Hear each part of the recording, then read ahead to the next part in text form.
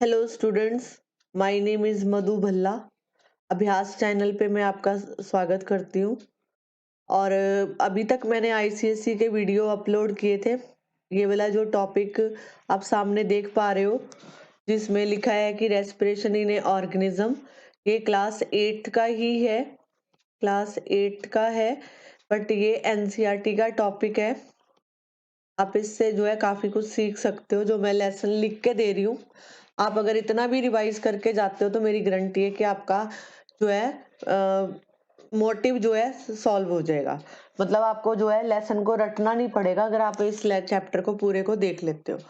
ठीक है, अब देखो, सबसे पहले है कि what is a organism. Organism क्या होता है? ऑर्गेनिज्म का मतलब होता है कि made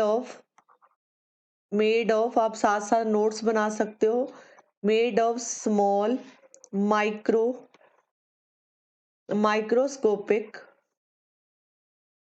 microscopic units is called cells. ठीक है, कहने का मतलब कि वो ऑर्गेनिज्म जो स्मॉल माइक्रोस्कोपिक यूनिट, मतलब जिसको आप अंडर माइक्रोस्कोप देख सकते हो, तो वो क्या होते हैं? सेल होते हैं। कोई भी बॉडी है, कोई भी बॉडी, लिविंग ऑर्गेनिज्म की कोई भी बॉडी जो है वो किससे मिलके बनी है? सेल से मिलके बनी है। हमारी जो बॉडी है वो किससे मिलके बनी है? सेल। और सेल को ही स्ट्रक्चरल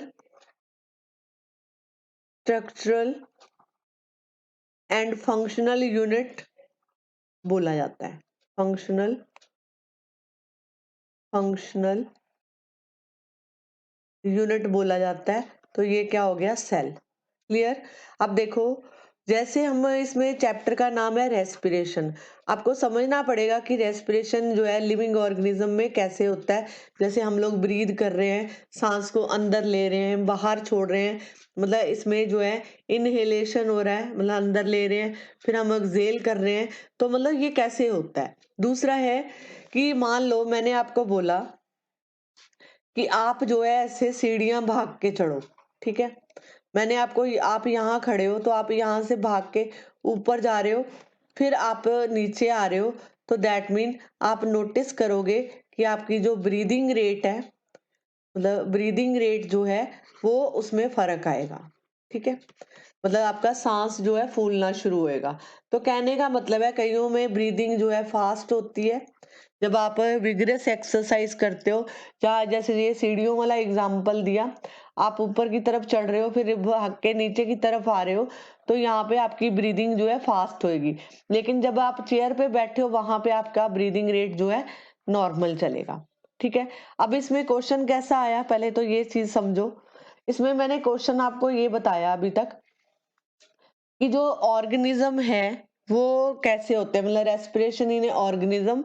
सबसे पहले कि ऑर्गेनिज्म क्या है, कि वो made of small microscopic unit is called cells.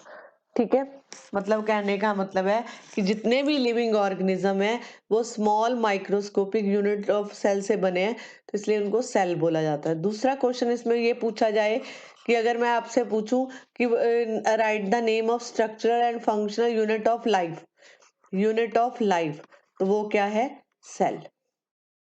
ठीक है, उसको क्या बोलते हैं? सेल। अब देखो, हमारी बॉडी में जो सेल्स होते हैं वो डिफरेंट फंक्शन परफॉर्म करते हैं। कैसे? जो है न्यूट्रिशन का काम भी होता है हमारी बॉडी के अंदर। ठीक है, हमारी बॉडी जो है सेल के थ्रू काम करवाती है, लेकिन हमने जो है इसको डिवाइड कर रखा है। अब देखो, न्यूट्रिशन हो गया, ट्रांसपोर्ट होता है इसमें। ट्रांसपोर्ट, मैं अभी इसका मीनिंग समझाऊंगी, ध्यान से सुनना। एक्सक्रिएशन होता है लिविंग ऑर्गेनिज्म में, और लास्ट वन जो है हम कहेंगे रिप्रोडक्शन। अब देखो, आपने फूड खाया, आपने फूड ईट किया। ठीक है, ईट फूड। ठीक है, अब इसमें न्यूट्रिशन है। ठीक है, आपकी बॉडी ने इन न्यूट्रिशन को यूज किया, टेकअप किया। ठीक है, आफ्टर दैट उसमें जितने भी न्यूट्रिएंट थे वो उसने सोख लिए आपकी बॉडी ने, और अब क्या बचा? वेस्ट। अब ये वेस्ट तो बॉडी में अगर रहेगा तो हमारी बॉडी को नुकसान पहुंचाएगा। तो कहने का मतलब है ये बॉडी जो है बॉडी ने इस वेस्ट को बाहर आपकी बॉडी से थ्रो कर दिया, तो इस प्रोसेस को बोला जाता है एक्सक्रिएशन। ठीक है। दूसरा, जैसे मैंने बोला कि आपने फूड खाया, उसमें न्यूट्रिशन थे, आपकी बॉडी ने न्यूट्रिशन को तो यूज कर लिया, जितने भी न्यूट्रिशन उसमें प्रेजेंट थे उसको यूज किया। बाद में ये जो न्यूट्रिशंस हैं ये पूरी बॉडी को ट्रांसपोर्ट कर दिए जाते हैं, पूरी बॉडी को, आपकी सेल को ट्रांसपोर्ट कर दिए जाते हैं ताकि वो ये जो है न्यूट्रिशन को यूज करके एनर्जी ले। ठीक है। और अपना जो है बाकी का काम पूरा कर सके। अब जो बचा वेस्ट, जब न्यूट्रिशन सारा एब्जॉर्ब हो गया, आफ्टर दैट बचा वेस्ट। वेस्ट को आपकी बॉडी अगर अंदर रखेगी तो वहां पे क्या हो जाएगा, अंदर पोल्यूशन हो जाएगा। कहने का मतलब, पोल्यूशन का मतलब है कि वहां पे और कई तरह की बीमारियां शुरू हो जाती हैं। तो वेस्ट हमारे लिए हार्मफुल होते हैं, तो बॉडी को इसको थ्रो करना पड़ता है, उस प्रोसेस को बोलते हैं एक्सक्रीशन। अब है रिप्रोडक्शन। रिप्रोडक्शन क्या होता है, जो सेल्स हैं हमारे, जैसे जैसे हमारी एज बढ़ती है तो उसमें हमारे रिप्रोडक्शन जो है सेल्स एक्टिवेट हो जाते हैं, तो हम जो है अपने जैसे दूसरे ऑर्गेनिज्म को जो है अर्थ पे लेके आते हैं। कहने का मतलब ये है, अब देखो यहाँ तक तो आपको समझ आ गया मैंने क्या बोला। उसके बाद है कि ये जो सेल है इसको काम करने के लिए चाहिए एनर्जी। ठीक है। अब ये एनर्जी कहाँ से मिलेगी, ये एनर्जी जो सेल को मिलेगी तो वो कहाँ से मिलेगी, फूड से, ऑब्टेन फ्रॉम, ये जो एनर्जी है मतलब ऑब्टेन फ्रॉम फूड। आपको पूछा जा सकता है कि सेल को जो है एनर्जी कहाँ से मिलती है, तो सेल को एनर्जी मिलती है जो है फूड से। क्लियर, यहाँ तक आपको क्लियर है। इसमें और कुछ खास नहीं है, आपकी बुक में जो एनसीईआरटी ने लिखा है वो कुछ नहीं है। अब दूसरा देखो, कोई भी सेल होगा ना, कोई भी सेल, उसके अंदर दो गैसेस बड़ा इंपॉर्टेंट रोल प्ले करती हैं। ठीक है। उसमें ऑक्सीजन जाएगी, मतलब ऑक्सीजन जो है आ रही है और कार्बन डाइऑक्साइड जो है बाहर जा रही है। मतलब कहने का मतलब है जो ऑक्सीजन है ये यूजफुल है हमारे लिए, सेल के लिए, क्योंकि हम जितने भी लिविंग ऑर्गेनिज्म है ऑक्सीजन की प्रेजेंस में सांस लेते हैं। लेकिन जो कार्बन डाइऑक्साइड है ये वेस्ट है। ठीक है। इसको बॉडी से बाहर आना ही पड़ेगा। जैसे मान लो हमारी बॉडी है, मान लो, ये मैं स्ट्रक्चर नहीं बना रही बट मैं आपको समझा रही हूँ, ये हमारी बॉडी का कोई सेल है, ये जो है ऑक्सीजन ले रहा है। ठीक है। ऑक्सीजन जैसे सांस ले रहा है सेल, तो वो ब्रीद करेगा तो ऑक्सीजन अंदर जाएगी, और जब वो सांस छोड़ेगा तो कार्बन डाइऑक्साइड बॉडी से बाहर आएगी। तो कहने का मतलब है सेल के लिए दो गैसेस जो है इंपॉर्टेंट रोल प्ले करती हैं। फर्स्ट है कि ऑक्सीजन को वो टेकअप करते हैं और कार्बन डाइऑक्साइड को बॉडी से रिमूव करते हैं। जब हम ब्रीद आउट करते हैं तो हमारे जो है नोज से जो है बाहर जो गैस आती है वो कार्बन डाइऑक्साइड है। आप जो कर सकते हो, आप अपने नोज के नीचे हाथ रखो, अंडर नोज हाथ रखो, तो यू विल नोटिस दैट कि वार्म जो है एयर, वार्म एयर आप जो है फील करोगे। तो ये जो वार्म एयर है this is called carbon dioxide. कहने का मतलब है, देखो सेल को सांस लेने की जरूरत क्यों है। जैसे मान लो ये हमारी बॉडी है, हमारी जो बॉडी के अंदर कार्बन डाइऑक्साइड की मात्रा ज्यादा है और बाहर जो एनवायरनमेंट है यहाँ पे ऑक्सीजन ज्यादा है, तो हमें सांस लेना पड़ता है, मतलब ऑक्सीजन को अंदर खींचना पड़ता है। तो क्योंकि अंदर जो है कार्बन डाइऑक्साइड मात्रा ज्यादा है। ठीक है। और यहाँ पे क्या है, सेल के अंदर, दोबारा सुनो मैंने क्या बोला, सेल के अंदर कार्बन डाइऑक्साइड की मात्रा ज्यादा है लेकिन आउटसाइड जो है ऑक्सीजन है। हमें ऑक्सीजन को इनहेल करना पड़ता है। ठीक है। इनहेल, हम जब सांस लेते हैं, ब्रीद करते हैं, तो हम ऑक्सीजन को अंदर की तरफ खींचते हैं, तो ये जो है अंदर जाती है ऑक्सीजन और कार्बन डाइऑक्साइड हमारी बॉडी से बाहर आ जाती है। ठीक है जी, इतना समझ आया होगा जो मैं कहना चाह रही हूँ। अब देखो इसमें क्या है, जब आप फूड, अगर मैं फूड की बात करूं तो फूड जब ब्रेक डाउन होता है, मतलब फूड जब ब्रेक होता है हमारे सेल के अंदर, तो वहां पे क्या होता है, सेलुलर रेस्पिरेशन होती है। उसको, उस प्रोसेस को क्या बोलते हैं, सेलुलर रेस्पिरेशन। आपने खाना खाया, आपकी बॉडी ने जो है, बॉडी के अंदर जो सेल है, ये जो फूड जो है in the presence of oxygen break down करता है। ठीक है, ये ब्रेक डाउन कहाँ होता है? हमारे सेल्स के अंदर होता है। इसको बोला जाता है सेलुलर रेस्पिरेशन। मतलब सेल्स ऑफ ऑल ऑर्गेनिज्म। ठीक है, कहने का मतलब है अगर आपको पूछा जाए कि फूड का ब्रेक डाउन कहाँ होता है तो यू विल से दैट कि सेल के अंदर होता है। तो अगर आपको पूछा जाए कि जब ब्रेक डाउन होता है सेल के अंदर तो उस प्रोसेस का नाम क्या है, तो आप बोलोगे सेलुलर रेस्पिरेशन। अब देखो इसमें एक और चीज आती है। अगर हम फूड जो है जब ऑक्सीजन की प्रेजेंस में, क्योंकि आप जब फूड के साथ ऑक्सीजन रिएक्ट करती है तो यहाँ पे ब्रेक डाउन होता है इनका फूड का इन द सेल। ठीक है, तो यहाँ पे क्या होता है, हमारी बॉडी को मिलता है फूड से एनर्जी मिलती है, वहां पे ही कार्बन डाइऑक्साइड बनता है, यहाँ पे वाटर बनता है। अब देखो एनर्जी और water both are useful, but जो कार्बन डाइऑक्साइड है दिस इज ए वेस्ट। तो वेस्ट है तो दैट मीन ये बॉडी के बाहर जाएगा ही जाएगा। तो कहने का मतलब है जब आप फूड खाते हो तो फूड जो है जब आप खाते हो तो आपको एनर्जी मिलती है, साथ में वहां पे वेस्ट प्रोडक्ट बनता है कार्बन डाइऑक्साइड, और साथ में जो है यूजफुल प्रोडक्ट है वाटर। तो मतलब कहने का मतलब एनर्जी और water both are useful but carbon dioxide are the waste. तो इनको बॉडी से बाहर जो है जाना ही पड़ेगा। अब देखो अगर मैं रेस्पिरेशन की बात करूं, जो हम सांस लेते हैं उसको मैंने दो हिस्सों में कैटेगराइज किया। एक होता है एरोबिक प्रोसेस जिसको एरोबिक रेस्पिरेशन बोलते हैं। Aerobic respiration, this question is very important. अगर आपको पूछा जाए कि रेस्पिरेशन कितनी तरह की होती है तो आप बोलोगे एरोबिक, और एक होती है एनारोबिक। Anaerobic anaerobic respiration. ठीक है, अब इसका मतलब समझो। जो रिएक्शन ऑक्सीजन की प्रेजेंस में होता है, मतलब यहाँ पे ऑक्सीजन जो है प्रेजेंस रहती है, प्रेजेंस ऑफ ऑक्सीजन, मतलब जो एरोबिक रेस्पिरेशन है वो ऑक्सीजन की प्रेजेंस में होता है। लेकिन जो एनारोबिक रेस्पिरेशन है वो जो है एब्सेंस ऑफ ऑक्सीजन होता है, मतलब यहाँ पे ऑक्सीजन प्रेजेंट नहीं रहती। दूसरा है जो भी रिएक्शन ऑक्सीजन की प्रेजेंस में होगा वहां पे मैक्सिमम ब्रेकडाउन होगा। मैक्सिमम मतलब यहाँ पे मैक्सिमम ब्रेकडाउन होगा, और यहाँ पे पार्शल होगा, मतलब पार्शल। ठीक है, यहाँ पे पार्शल ब्रेकडाउन होगा, ब्रेकडाउन। दूसरा है इसमें एक और चीज है, यहाँ पे maximum amount of energy, maximum amount of energy जो है रिलीज होती है।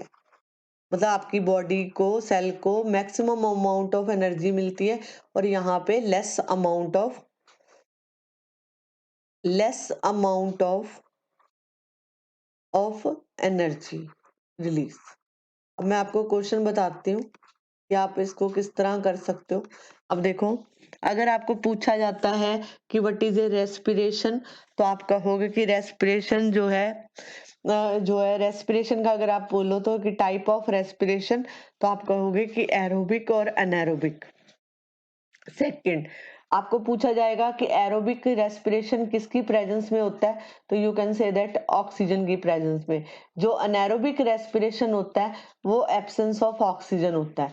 अब ब्रेकडाउन किस में मैक्सिमम होता है, तो आप जहां पे ऑक्सीजन प्रेजेंट रहेगी वहां पे मैक्सिमम ब्रेकडाउन होएगा, और यहाँ पे पार्शल होता है। ठीक है, उसके बाद है कि एनर्जी सबसे ज्यादा एरोबिक रिलीज करता है कि एनारोबिक, तो आप बोलोगे एरोबिक जो है एनर्जी ज्यादा रिलीज करेगा एज कंपैरेटिव टू एनारोबिक। मतलब जहां पे ऑक्सीजन कम होएगी वहां पे जो है लेस अमाउंट ऑफ एनर्जी जो है रिलीज होती है। अब देखो अगर मैं इसी का एग्जांपल दूं एनारोबिक का, तो एनारोबिक में आप जो है एग्जांपल आता है ईस्ट का। पहली बात तो ये कि ये सिंगल सेल है। ठीक है, और ये जो है जो east can survive absence of air, तो यहाँ पे जो ईस्ट जो है एब्सेंस ऑफ एयर में जो है सर्वाइव करता है, और यहाँ पे जो है जब इसके साथ रिएक्शन होता है, ईस्ट जब रिएक्शन करता है तो यहाँ पे अल्कोहल बनती है, अल्कोहल बनेगी। और ये जो है कहाँ यूज किया जाता है ईस्ट, अगर आपको पूछा जाए तो आप लिख सकते हो वाइन, वाइन बनाने के लिए और बियर बनाने के लिए इसका जो है यूज किया जाता है ईस्ट का। ठीक है, कई बार आप जो है इसका यूज जो है डो को ऊपर लाने के लिए भी, मतलब फुलाने के लिए भी करते हो। तो कहने का मतलब है कि ये जो रिएक्शन ईस्ट के रिएक्शन है वो कहाँ पे होते हैं, एब्सेंस ऑफ एयर, वहां पे ऑक्सीजन नहीं होती। ठीक है, और जब ईस्ट ब्रेक डाउन करता है, मतलब इसकी प्रेजेंस में होता है कोई रिएक्शन, तो दैट मीन वहां पे अल्कोहल फॉर्म होती है। अब देखो रिएक्शन क्या है, जैसे ग्लूकोज है, glucose give us energy, but यहाँ पे एब्सेंस ऑफ ऑक्सीजन है, तो यहाँ पे क्या बना, अल्कोहल, अल्कोहल बनी, कार्बन डाइऑक्साइड बनी, साथ में एनर्जी। ठीक है, और यहाँ पे क्योंकि जो रिएक्शन एब्सेंस ऑफ ऑक्सीजन में होगा तो यहाँ पे जो एनर्जी का अमाउंट होगा वो लेस होगा। ठीक है, अगर यही रिएक्शन प्रेजेंस ऑफ ऑक्सीजन होता तो मैक्सिमम अमाउंट ऑफ एनर्जी जो है रिलीज होती है। अब उसके बाद देखो जो एक से जो रिएक्शन है एनारोबिक, ये एनारोबिक रिएक्शन है। एनारोबिक में एक और रिएक्शन आता है जिसको बोलते हैं, वो हमारे मसल्स में होता है, उसको क्या बोलते हैं, मसल सेल्स। हमारे मसल सेल्स में भी एनारोबिक रिएक्शन होता है। वो कैसे, मान लो मैंने आपको बोला कि आप जो है हैवी एक्सरसाइज करो, हैवी एक्सरसाइज। ठीक है, जब आप कोई हैवी एक्सरसाइज या विग्रस एक्सरसाइज करते हो तो हमारी बॉडी के अंदर ऑक्सीजन का लेवल जो है कम हो जाता है, हमें सांस को ज्यादा, मतलब हमारी ब्रीथ जो है काफी फास्ट हो जाती है, हमें अंदर को सांस खींचना पड़ता है। तो जब एब्सेंस ऑफ ऑक्सीजन होगा, ठीक है, हैवी एक्सरसाइज करने से एब्सेंस ऑफ ऑक्सीजन होगा तो वहां पे लैक्टिक एसिड बनेगा, लैक्टिक एसिड साथ में एनर्जी जो है रिलीज होएगी। कहने का मतलब है अगर आपको पूछा जाए कि ईस्ट, ये दोनों ही रिएक्शन ईस्ट का और मसल्स का, तो ये रिएक्शन कौन सा, एनारोबिक, एनारोबिक। एनारोबिक का मतलब ये दोनों रिएक्शन एब्सेंस ऑफ ऑक्सीजन में होते हैं। अब देखो अगर मैं मसल सेल की बात कर रही हूँ, मसल सेल, तो ये एक एनारोबिक प्रोसेस है, इसमें लिख सकते हो एनारोबिक। एनारोबिक मतलब एब्सेंस ऑफ ऑक्सीजन। ये कब होता है कि हमारी बॉडी में कब लैक्टिक एसिड बनता है, ये देखो लैक्टिक एसिड कब बनेगा, जब आप हैवी एक्सरसाइज करोगे, हैवी एक्सरसाइज या विगरस एक्सरसाइज करोगे, आप जब साइकिलिंग करते हो, आप अगर तेज तेज वॉक करते हो तब होता है। अगर आप हैवी वेट लिफ्टिंग करते हो, हैवी वेट लिफ्टिंग करते हो, वेट उठाते हो, तब जो है तो वहां पे हमें ये समस्या आती है, लैक्टिक एसिड जो है प्रोड्यूस होता है। अब जैसे आपको इसमें क्वेश्चन आ सकता है, ये क्वेश्चन वेरी इंपॉर्टेंट है कि why you get muscle cramps after heavy exercise. This question is very very important. अब देखो why you get muscle cramp क्यों पड़ता है जब आप हैवी एक्सरसाइज करते हो। पहली बात तो ये मैंने बोला कि हैवी एक्सरसाइज करोगे तो वहां पे किसकी कमी आएगी, लैक ऑफ ऑक्सीजन। अगर लैक ऑफ ऑक्सीजन गया दैट मीन कॉल्ड कि एनारोबिक प्रोसेस हुआ। तो ये जो रिएक्शन है, अगर मैं बोलूं कि एनारोबिक हुआ, लैक ऑफ ऑक्सीजन है तो एनारोबिक प्रोसेस हुआ। ये जो रिएक्शन हो रहा है वो कहाँ पे हो रहा है, तो ये देखो मसल्स में हो रहा है। ठीक है, जब मसल्स में होगा तो वहां पे क्या प्रोड्यूस हो रहा है, लैक्टिक एसिड। क्या प्रोड्यूस हो रहा है, लैक्टिक एसिड। ठीक है, तो साथ में एनर्जी रिलीज हो रही है। तो कहने का मतलब जो यहाँ पे एनर्जी बनेगी वो काफी कम बनेगी, और ये क्वेश्चन जो है वेरी इंपॉर्टेंट है, पेपर में पूछा जाता है। आप इसको समझ के करोगे तो सारी रीजनिंग आपकी सॉल्व होगी। अब देखो इसमें जब एनॉर्बिक प्रोसेस हुआ तो यहाँ पे जो ग्लूकोज है, ग्लूकोज का ब्रेकडाउन हुआ, ग्लूकोज का जो ब्रेकडाउन हुआ यहाँ पे पार्शियल हुआ, पार्शियल ब्रेकडाउन। ठीक है, पार्शियल ब्रेकडाउन होने से क्या प्रोड्यूस हुआ, लैक्टिक एसिड प्रोड्यूस हुआ।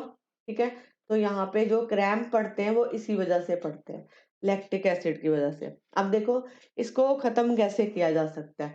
क्रैम्प को खत्म करने के लिए आप क्या कर सकते हो, हॉट वाटर से नहा सकते हो। ठीक है, हॉट वाटर बाथ ले सकते हो। सेकंड जो है, आप मसाज करा सकते हो। ठीक है, अब देखो अगर मैं बोलूं कि हॉट वाटर बाथ लेने से क्या फायदा, तो आप लिख सकते हो यहाँ पे इम्प्रूव द, जब आप गर्म पानी से नहाते हो तो यहाँ पे ब्लड सर्कुलेशन जो है, circulation of, improve the circulation of blood, blood का जो सर्कुलेशन है वो इम्प्रूव करता है। और यहाँ पे सप्लाई होती है तब, supply of oxygen to the muscle. ठीक है, muscles, is this clear. Muscles और सेल जो है, मसल्स इन सेल इंक्रीज।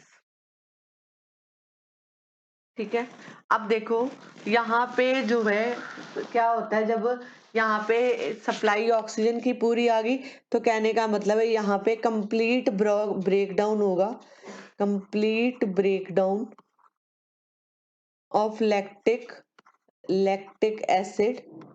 ठीक है, अगर उसको आप पूरी ऑक्सीजन दे रहे हो सेल को, तो यहाँ पे कंप्लीट ब्रेकडाउन किसका हो जाएगा, लैक्टिक एसिड का, किसमें, इनटू कार्बन डाइऑक्साइड साथ में वाटर। होप सो कि आपको इतना समझ आ रहा है जो मैं बताना चाह रही हूँ। अब देखो इसमें हम टॉपिक एक और डिस्कस करेंगे, ब्रीदिंग। ब्रीदिंग, अभी मैंने रेस्पिरेशन किया था, अब ब्रीदिंग के बात करते हैं। ब्रीदिंग जो है हम दो तरीके से लेते हैं, एक तो ब्रीद हम करते हैं नोस्ट्रिल से, नोस्ट्रिल से, और एक करते हैं माउथ से। पहली बात तो ये कि माउथ से कभी भी ब्रीदिंग नहीं करनी चाहिए, हमेशा नोस्ट्रिल से करनी चाहिए, अपने नाक से सांस खींचना चाहिए। उसका रीजन क्या है, हमारे नाक के अंदर जो है बाल होते हैं छोटे छोटे। ठीक है, ये म्यूकस का काम करते हैं, मतलब कोई अनवांटेड जो बॉडी है अगर एंटर कर रही है नाक के थ्रू, तो ये यहीं पे बाल इसको रोक लेते हैं। तो हमें हमेशा नोज के थ्रू सांस लेना चाहिए, कभी भी माउथ के थ्रू जो है सांस लेना चाहिए। दूसरा, अगर मैं आपको बोलूं कि आप अपने नोस्ट्रिल को और माउथ को टाइटली क्लोज कर लो, मतलब आप अपने हाथों से इसको टाइटली क्लोज करो, तो यू विल नोटिस दैट कि आप इसको लंबे टाइम तक नहीं कर पाओगे। ठीक है, उसका मतलब है कि जो है अगर पूछा जाए कि what did you feel after some time, तो आप इसको थोड़े टाइम के लिए तो क्लोज कर लोगे टाइटली, लेकिन लंबे टाइम तक आप ना तो अपने नोज को क्लोज कर सकते हो ना ही अपने माउथ को। तो कहने का मतलब क्या है कि जो ब्रीदिंग है, मीन टेकिंग एयर, मीन इसका मतलब है कि means taking air, taking in air, air rich in oxygen. मतलब हम जब ब्रीद करते हैं तो हमें जो हवा में ऑक्सीजन ज्यादा चाहिए होती है।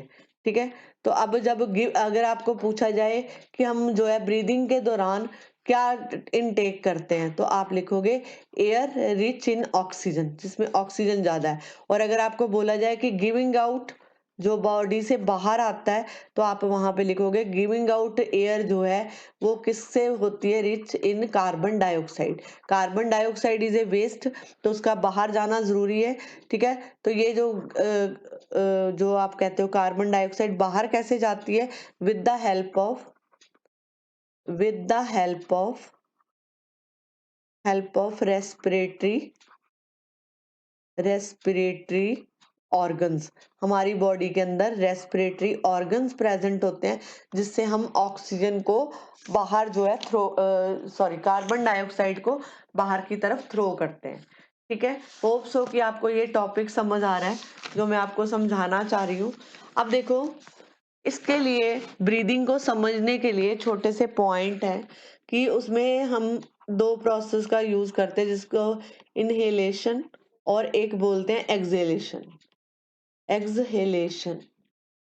ठीक है, इनका मतलब अंदर आना और एक्सहेल का मतलब बाहर जाना, इसको एक्सहेल भी बोला जाता है। कहने का मतलब है जब इनहेल करोगे तो एयर जो है ऑक्सीजन से भरी होनी चाहिए, रिच इन ऑक्सीजन, और जब हम एक्सहेल करते हैं तो ये जो giving out of air, air rich in carbon dioxide.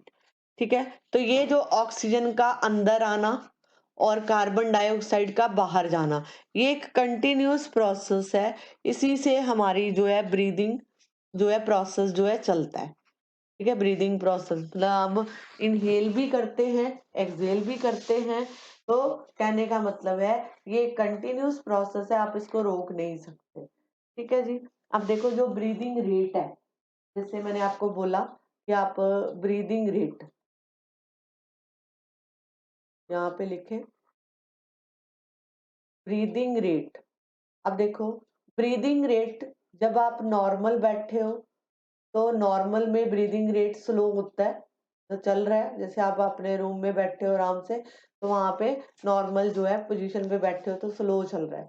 लेकिन अगर आप जो है हैवी एक्सरसाइज करते हो, हैवी एक्सरसाइज करने से क्या होता है कि ब्रीदिंग रेट जो है फास्ट हो जाता है। ठीक है, जहां आप भागते हो तब भी ब्रीथ जो है फास्ट हो जाता है। तो कहने का मतलब है अगर मैं ब्रीदिंग रेट की बात करूं तो आप इसको लिख सकते हो the number of times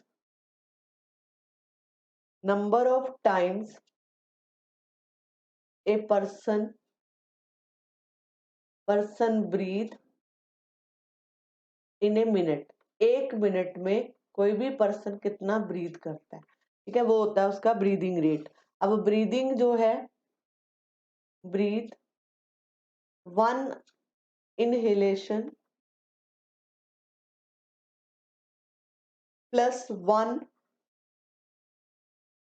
exhalation, exhalation, तो ये बनता है आपका ब्रीदिंग रेट। यहाँ पे मतलब एक बार आप ऑक्सीजन ले रहे हो, फिर आप जो है कार्बन डाइऑक्साइड बाहर की तरफ निकाल रहे हो, तो ये हमारी बॉडी में इनहेलेशन भी हो रहा है और एक्सहेलेशन भी हो रहा है। ठीक है, अब जैसे अगर मैं अडल्ट ह्यूमन की बात करूं, अडल्ट ह्यूमन है तो अगर वो रेस्ट पोजीशन पे बैठा है, जैसे मैंने आपको बोला कि आप अगर अपनी चेयर पे बैठे हो आराम से रेस्ट पोजीशन में, तो उस टाइम में 15 से लेके 18 तक, ठीक है, टाइम्स इन ए मिनट। ठीक है, ये आपका ब्रीदिंग रेट रहेगा। लेकिन अगर आप ड्यूरिंग एक्सरसाइज, जब हम एक्सरसाइज करते हैं तब क्या होता है, तो यहाँ पे एक्सरसाइज करने से कह सकते हैं ब्रीदिंग रेट जो है इंक्रीज कर जाएगा। ठीक है, up to 25 times per minute. ठीक है, ये चीज समझने वाली है।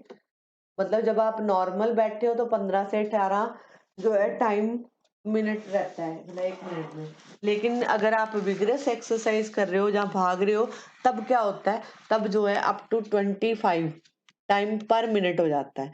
अब देखो जब हम कोई एक्सरसाइज करते हैं, आपने सुना होगा कि एक्सरसाइज करो, सभी बोलते हैं एक्सरसाइज, योगा।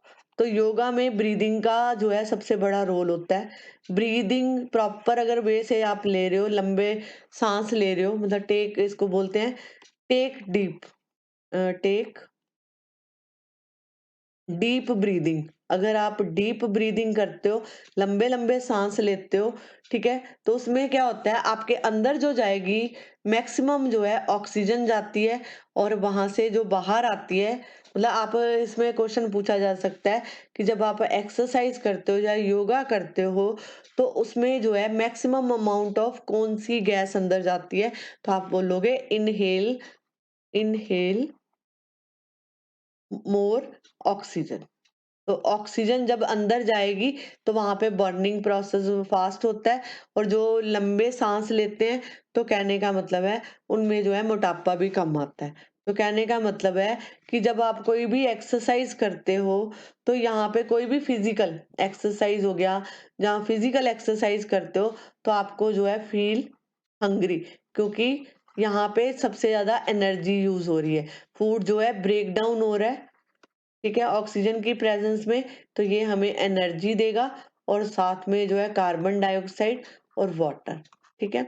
अब यहाँ पे देखो एक क्वेश्चन है कि हम सांस कैसे लेते हैं, how do we breathe, how do we breathe, ठीक है, हाउ डू वी ब्रीथ। अब देखो हम जो है सांस लेते हैं, टेक इन एयर,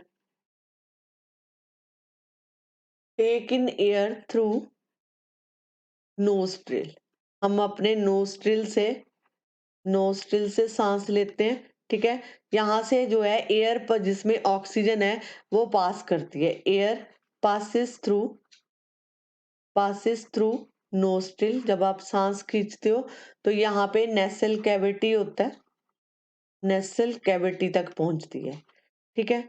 तो यहाँ पे नेसल कैविटी में जब एयर रीच कर जाती है, पहुंच जाती है, ठीक है, उसके बाद जो है लंग्स में पहुंचती है, lungs through the through the wind pipe, wind pipe मतलब कहने का, जैसे ये विंड पाइप है, ये आपका माउथ है, ठीक है, यहाँ से जो है ऑक्सीजन अंदर मतलब नोज के थ्रू अंदर आ रही है, तो ये जो विंड पाइप है, तो ये विंड पाइप आगे ऐसे दो में डिवाइड हो जाती है ऐसे, तो यहाँ से जो एयर आ रही है तो ये आपके लंग्स तक पहुंचती है। मैं भी आपको डायग्राम दिखाऊंगी, आपको और क्लियर होएगा। सबसे पहले आप इसको ध्यान से देखो, इसमें है कि हम सांस कैसे लेते हैं, नोस्ट्रिल के साथ के द्वारा सांस लेते हैं, जब यहाँ पे एयर पास करती है तो वो नेसल कैविटी तक पहुंचती है, उसके बाद जो है नेसल कैविटी में जब पहुंचती है तो ये जो है विंड पाइप के थ्रू लंग्स में पहुंच जाती है। अब जब लंग्स में पहुंचती है तो जो हमारी चेस्ट कैविटी है, चेस्ट कैविटी, ठीक है, चेस्ट कैविटी में जाती है, उस चेस्ट कैविटी जो है उसके आले इर्द गिर्द होती है, राउंडेड होती है चेस्ट कैविटी, ठीक है। जब आप सांस लेते हो, आप करके देख सकते हो, आप सांस लो, लंबा सांस लो, तो जैसे आप इनहेल करोगे तो चेस्ट कैविटी एक्सपैंड करेगी, अगर आप सांस छोड़ते हो तो वो जो है कॉन्ट्रैक्ट करेगी, ध्यान से आप कर सकते हो, ठीक है। अब यहाँ पे रिब्स होती है, ठीक है, रिब्स, ये और इसको बोला जाता है मस्कुलर शीट्स, एक मस्कुलर शीट होती है यहाँ पे, उसको बोलते हैं डायफ्राम, डायफ्राम, ठीक है, ये बोला जाता है, ठीक है। मस्कुलर शीट अगर आपको पूछते हैं तो आप डायफ्राम बोल सकते हो, ठीक है। अब देखो इसमें और क्या है, तो यहाँ पे जो ये मस्कुलर शीट होती है ये फॉर्म करती है, form the floor of the chest cavity, of the chest cavity, ठीक है। अब देखो जब हम ब्रीदिंग की बात कर रहे हैं तो ब्रीदिंग में इन्वॉल्व होता है, ब्रीदिंग में इन्वॉल्व जो रहेगा वो क्या होएगा, involve diaphragm, diaphragm and rib cage, rib cage. अब जब आपने सांस लिया, ध्यान से समझना इसको, जब आपने इनहेलेशन किया तो तब क्या हुआ, ध्यान से देखो, इस केस में रिब्स जो है आपकी, रिब्स जो है मूव करेंगी ऊपर की तरफ and outward, and outward, outward, तो जिससे जो है डायफ्राम जो है ये नीचे की तरफ जाता है, ठीक है। जब आप जो है इनहेल कर रहे हो, सांस अंदर को खींच रहे हो, तो रिब्स मूव करेंगी अपवर्ड और आउटवर्ड और डायफ्राम जाएगा नीचे, तो इससे क्या होगा, आपकी जो चेस्ट है, चेस्ट कैविटी मूवमेंट जो है उसमें इंक्रीज हो जाएगी, movement increases, increases spaces, spaces, मतलब चेस्ट कैविटी अगर शॉर्ट वर्ड में बोलूं तो वो एक्सपैंड करेगी। ठीक है, तो कहने का मतलब है यहाँ पे जो लंग्स है उसको क्या मिल रही है, एयर मिल रही है। ठीक है, लंग्स में क्या जा रही है, एयर जा रही है। ठीक है, तो यहाँ पे कह सकते हो कि जो लंग्स हैं वो किससे भर जाएंगे, एयर से। एयर में क्या है, ऑक्सीजन। क्लियर। लेकिन जब हम सांस छोड़ते हैं, ये ड्यूरिंग एक्सहेलेशन, ये दोनों में डिफरेंस है, ध्यान से देखो। अब यहाँ पे रिब केस जो है इंक्रीज, मतलब रिब मूव कर रहा है अपवर्ड, ठीक है, और आउटवर्ड। तो अब इसमें जो जब आप सांस छोड़ते हो तो रिब्स जो हैं वो मूव करती हैं डाउनवर्ड और इनवर्ड एंड इनवर्ड, अंदर की तरफ एंड इनवर्ड। ठीक है, और यहाँ पे जो डायफ्राम का रोल होगा, यहाँ पे वो इंक्रीज करेगा। ये देखो, यहाँ पे पहले जब आप इनहेल कर रहे थे तो डायफ्राम नीचे गया, अब डायफ्राम ऊपर जाएगा। तो यहाँ पे जो चेस्ट कैविटी है, चेस्ट कैविटी यहाँ पे जो है रिड्यूस करेगा साइज, रिड्यूस द साइज। तो जो लंग्स हैं, जो आपके लंग्स में कार्बन डाइऑक्साइड है वो पुश्ड, लंग्स क्या करेंगे, पुश्ड आउट द लंग्स, मतलब जो कार्बन डाइऑक्साइड है उसको बाहर की तरफ धकेल देंगे। तो जब आप एक ब्रीद लेते हो, डीप ब्रीद करते हो, तो जो वहां अगर आप अपने एब्डोमेन पे हाथ रख के देखो, एब्डोमेन पे अगर आप हाथ रखते हो, keep your palm, keep your palm on abdomen. अगर हम एब्डोमेन में हाथ रखते हैं तो आप कुछ चीज का ऊपर नीचे की मूवमेंट को फील करते हो, तो उसको बोला जाता है जो है डायफ्राम। ठीक है, आप फील करते हो मूवमेंट, फील द मूवमेंट। तो ये जो मूवमेंट होती है इस केस में, ये मूवमेंट किसकी है, डायफ्राम की। मैं अभी आपको डायग्राम दिखाती हूँ, आप उससे क्लियर करोगे। ये देखो, यहाँ पे मैं आपको डायग्राम दिखा रही हूँ, ये देखो। अब डायग्राम के थ्रू समझो, ये डायफ्राम है, ये वाला part, this part is called diaphragm. ठीक है, जब आपने सांस लिया तो ये डायफ्राम नीचे की तरफ जाता है। ठीक है, और ये जो रिब्स हैं, ये ऊपर क्या है, रिब्स। तो ये रिब्स जो है मूव करती हैं अपवर्ड जब आप इनहेल कर रहे हो। ठीक है, और आउटवर्ड, मतलब इस तरफ भी चेस्ट कैविटी हमारी एक्सपैंड होती है। लेकिन इसमें जो चेस्ट कैविटी एक्सपैंड करेगी, और यहाँ पे क्या मतलब, जब आपने सांस लिया, मतलब ऑक्सीजन को अंदर की तरफ लिया, यहाँ पे ये अंदर आई ऑक्सीजन, ये ऐसे चली जाती है। ठीक है, तो यहाँ पे जब अंदर ऑक्सीजन गई तो यहाँ पे हवा भर गई लंग्स में, तो ये फूल जाएंगे, तो एक्सपैंड करेंगे। तो इस केस में जो डायफ्राम है वो नीचे की तरफ जाएगा, मतलब यहाँ पे डायफ्राम नीचे की तरफ जाएगा।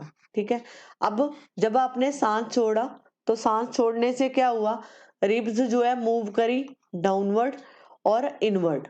ठीक है, मतलब ये जो पहले ऐसे था, ये देखो, ये एक्सपैंड कर रहा था, अब रिब्स क्या आएंगी, नीचे आएंगी, और ये इनवर्ट मतलब सुंगड़ जाएगा, कॉन्ट्रैक्ट करेगा।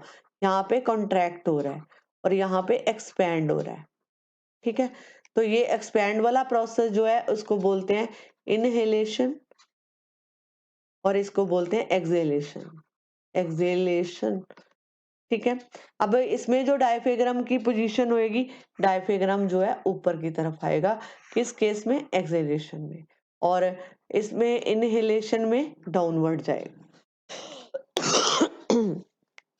अब देखो, हमने इसमें क्या सीखा, ये देखो मैंने क्या बोला, ये हमारा जैसे नोज है, यहाँ से आपने सांस लिया। ठीक है, तो आपने हवा को अंदर की तरफ खींचा, तो यहाँ पे ओरल कैविटी है। ठीक है, अब ये हवा जो है यहाँ पे होता है फिरिंग्स, ये इसको बोलते हैं trachea, trachea, this is called trachea. आगे आगे लंग्स, और ये जो ऊपर होती हैं दिस इज कॉल्ड रिब्स। ठीक है, लंग्स ये जो पिंक कलर के हैं वो लंग्स और नीचे क्या है, यहाँ पे रिब्स, और ये डायफ्राम की पोजीशन है। अब देखो मैं आपको एक छोटा सा एक्सपेरिमेंट बताती हूँ, ये आप खुद भी करके देख सकते हो, अभी तक आपने इसके बारे में पढ़ा भी होगा। जैसे मान लो ये एक टम्बलर है मेरे पास, इसमें मैंने यहाँ पे लाइम वाटर डाला, क्या डाला, लाइम वाटर, ठीक है। यहाँ पे मैंने एक स्ट्रॉ रखी है, यहाँ से आप इसके अंदर फूक मार रहे हो, ठीक है, अपनी जो है जो मुंह में आपके जो है हवा है उसको इसके अंदर फूक मार रहे हो, तो यू विल नोटिस दैट कि ये जो लाइम वाटर है इसका कलर जो है चेंज हो जाएगा, मिल्की हो जाएगा। लाइम वाटर जो है टर्न मिल्की। अगर आपको पूछा जाए कि ये जो लाइम वाटर है, जब आपने सिर्फ फूक मारी थी तो लाइम वाटर जो है वो मिल्की क्यों हुआ, तो आप यहाँ पे कह सकते हो क्योंकि यहाँ पे कार्बन डाइऑक्साइड, तो कहने का मतलब ये प्रोसेस ये है कि जब कार्बन, क्योंकि हमारे माउथ के अंदर, कोई मैंने आपको बोला आपकी बॉडी के अंदर maximum amount of carbon dioxide होती है, तो आप जब उसको फूक मारोगे तो यहाँ पे क्या होगा, यहाँ पे ये जो लाइम वाटर है वो टर्न कर जाएगा मिल्की में। अब मैं आपको एक एग्जांपल और देती हूँ। आजकल अगर आप शादियों में जैसे जाते हो तो यू विल नोटिस दैट कि वहां पे जो है एक पान दिया जाता है खाने को। पान जो है, आप पान खाते हो तो पान दिया जाता है, तो जैसे वो फायर पान बोलते हैं उसको, ठीक है, फायर का पान। और जैसे ही जैसे वो पान को आग लगी होती है तो आपके माउथ में रखते हैं तो आप वो आग जो है अपने आप बुझ जाती है। रीजन क्या है, आपके माउथ के अंदर क्या है, कार्बन डाइऑक्साइड। कार्बन डाइऑक्साइड जो है डज नॉट स्पोर्टर, ये कंबशन में हेल्प नहीं करती, does not Sportster of combustion, ठीक है। तो ये जब कार्बन डाइऑक्साइड सपोर्ट ही नहीं करेगी तो अब फायर जो है अपने आप बुझ जाएगी, क्योंकि जो फायर है वो फायर तभी लगती है जब उसको ऑक्सीजन चाहिए।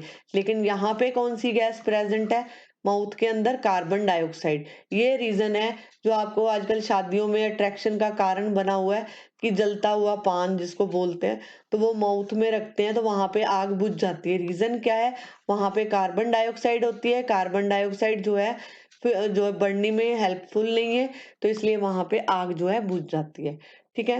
होप सो कि आपको ये टॉपिक समझ आया होगा। अभी मैंने इसमें सिर्फ आपको ब्रीदिंग, हम सांस कैसे लेते हैं, रेस्पिरेशन कैसे होती है, ये चीजें बताई हैं। अब इसके जो इसका जो सेकंड पार्ट होगा उसमें मैं ब्रीदिंग इन अदर एनिमल्स के बारे में बात करूंगी। अभी आप इसको ध्यान से वीडियो को देखो, यहाँ से कुछ नया सीखो। अगर आपको ये मेरा वीडियो समझ आया है, अच्छा लगा है, तो आप अपने फ्रेंड्स के साथ शेयर करो, मेरे चैनल को सब्सक्राइब करो ताकि मैं आपको नए वीडियोस दे सकूं। थैंक